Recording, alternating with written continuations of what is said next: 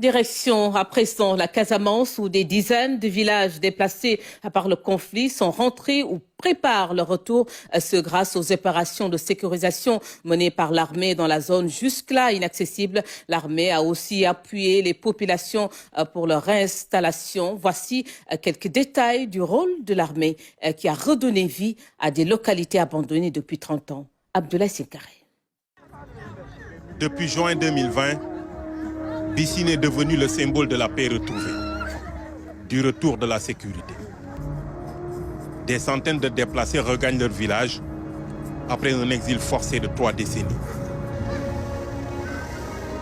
L'histoire de Bissine est celle de beaucoup d'autres villages situés sur la bande frontalière qui va d'ici à Mpac.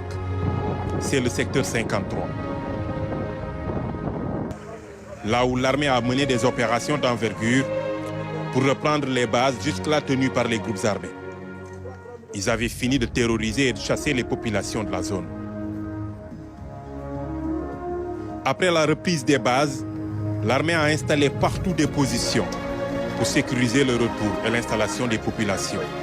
Par décision du gouvernement, pour sécuriser la zone, nous avons installé une base militaire à Bindialou Majak, dans la commune de Boutoupa Kamarkunda, et une base militaire à Bissine, pour sécuriser la zone dans le contexte de la pacification de la Casamance et du retour des populations civiles déplacées depuis 1992 et même bien avant. Aujourd'hui à Bissine, la vie reprend son cours normal. Fini les pérégrinations. C'est la flamme de l'espoir qui est ravivée. Nous ressentons vraiment, parce que c'est là où j'ai enterré ma maman, mon papa. Je veux, si Dieu doit me rappeler, alors qu'on m'enterre à côté des tombeaux de ma famille. Je suis tellement content, je suis chez moi. Après 28 ans, les gens qui ont passé tout le temps à végéter, ils n'avaient plus rien, ils n'avaient rien du tout. Vous demandez à ces gens de revenir les mains vides. Heureusement que l'État nous a entendus. Les infrastructures sociales de base commencent à sortir de terre et les populations attendent la fin de l'hivernage pour construire. Chaque famille a reçu 3 tonnes de ciment, un don tiré des 100 millions de francs offerts par l'armée. De l'autre côté de Niaguis, Binjalou Manja, dans la commune de Boutoupa Kamarakunda. Ici, le retour est plus marqué. Une 50aine de maisons a été construite. L'armée a d'abord installé une base avant d'accompagner tout le processus du retour. On les a déjà trouvés ici installés. Nous avons nettoyé et c'est comme ça que nous avons pu ouvrir toutes les routes qu'on empruntait. À leur accompagnement, ils ont toujours accompagné. C'est comme ça que dès ce jour, Abbé est venu ensemble avec nous. Le deuxième jour, il a dit qu'il va passer la nuit. La 3e fois, moi, je l'ai secondé. C'est comme ça que les gens sont venus. Les gens sont venus, c'est comme ça que nous avons commencé à passer la nuit ici à la Belle Étoile, avec des tentes. Et finalement, l'année suivante, qui est à partir du mois de novembre, le 3 novembre, l'armée nous a amené une grande quantité de ciment. Ils nous ont dit maintenant, voilà ce que nous vous avons donné pour vous accompagner, avec du sable et les cailloux.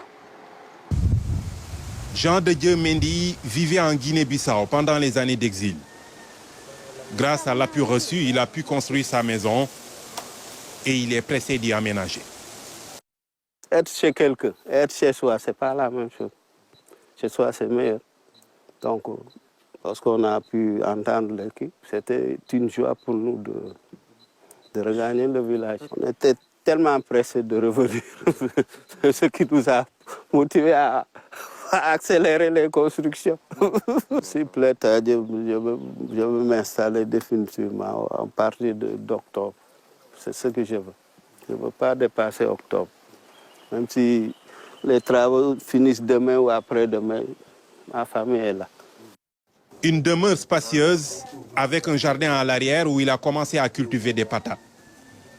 Le sexagénaire va enfin renouer avec une vie dont il a longtemps été privé. Je quitte la Guinée jusqu'ici pour venir sans problème. RAS DAL. Pour l'instant, depuis que la base est installée ici, on se promène partout, mais Pour l'instant, il n'y a rien. Et on est vraiment en sécurité. Binjaloum, Niafena, Baraka Patata. Partout dans la zone, les populations vaquent tranquillement à leurs occupations. Et à n'importe quelle heure. Pendant le 14 août, nous étions à Niafena, chez Fidel, jusqu'à minuit, 2 heures du matin, pour revenir ici. Quelquefois même jusqu'à vers 20h, 21h, on va rendre visite à nos voisins de Niafena, ceux qui sont aussi revenus. Nous allons causer à une certaine heure, on revient sans problème. Niafena, c'est à combien de kilomètres d'ici? Niafena, c'est seulement les rizières qui nous séparent avec Niafena. Ça ne fait même pas 1 kilomètre si vous passez par là. Et si vous passez par la grande route, ça peut faire 1,5 km.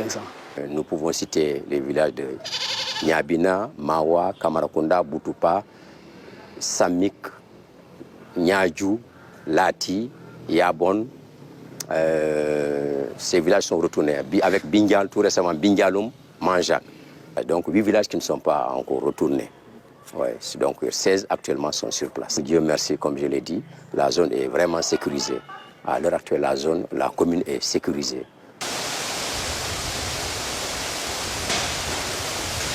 Ce conflit casamancé a fait fuir tous les villages pour aller trouver refuge ailleurs. D'autres sont venus se réfugier ici à Ziguinchor, d'autres ont fui vers la Guinée, d'autres vers la Gambie. C'était la triste situation que la commune de Bouba-Kamarakounda a connue. L'armée a joué un très grand rôle. Le rôle de sécurisation d'abord. Ensuite, le rôle social, parce que l'armée a eu à appuyer, n'est-ce pas, a vraiment appuyé le retour des populations. Si je prends l'exemple de Bissine, bien vrai que ce n'est pas dans ma commune, mais l'exemple de Bindialoum, Manjak, où l'armée vraiment a déployé des moyens financiers pour accompagner, pour aider ces populations retournées. À Niassia, les dernières opérations de l'armée ont permis de reprendre toutes les bases qui étaient nichées dans la forêt des Bayottes, le long de la frontière avec la Guinée-Bissau. Dans cette partie de la basse Casamance, la sécurisation a permis le retour des célébrations. Les 7 villages Bayotte ont organisé le Boukout qui n'a plus eu lieu depuis 1976.